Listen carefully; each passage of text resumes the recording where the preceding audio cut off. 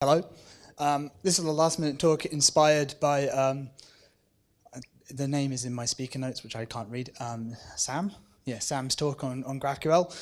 One of the questions was, how do you do authentication in Absinthe? So I thought I'd do a quick and easy primer on how to authenticate in Absinthe. The first way is don't. Do it like you would normally do it inside Phoenix, and that way you can have your normal status codes, everything else, because GraphQL doesn't have a transport, so it doesn't really have the concept of status codes. But for the sake of doing it the proper way, you need to put something into your context. The way to do this is you need to have a plug in front of your Absinthe plug. So this is the equivalent of a Phoenix pipeline, but it's done just with the generic plug builder. So I've stuck a plug called Authentication in front of my Absinthe plug, which is just forwarding to my schema. My authentication plug doesn't have to be very big. I realize that you can't possibly quite read this, so we'll just break it down into a few bits and pieces. You just got to make sure that normal plug stuff, like you've got the behavior and you know what a con is. You got to stick your init, all that stuff.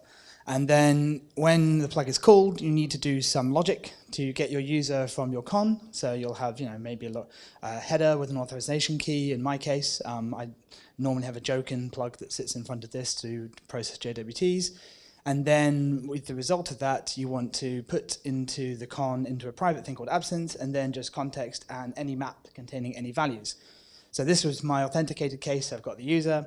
And this is what I have done in the case of a malformed payload. So although you don't normally send status codes, I do. I just go 401, there's no user. And that then gets passed down to GraphQL.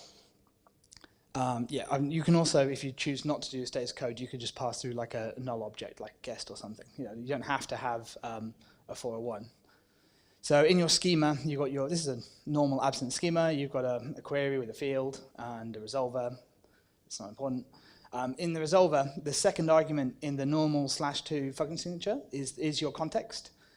In my case, I've got user back, and so I'm returning all the public information, and that's fine. I can also, if I've got no user or someone I don't like, I can give them an error, and that gives you a message. This is important because you can actually do authentication on parts of your schema. So someone who is a guest might be able to access your base layer, but you don't have to, but not your nested stuff. And because resolvers work individually, they will get the best of it and not the bit that's denied. It's kind of cool. But this also means that you have a nice and cheap, easy way during pattern matching to do authorization. No more do you have to go with roles and all that stuff. If you've got an object you can pattern match on inside your resolver, you can actually say, well, cool. So an admin can have all the secrets, the user can have all the public information, and everyone else knows they're going to get an error message saying no password, no data. That's all it is. Very quick primer. Thank you very much.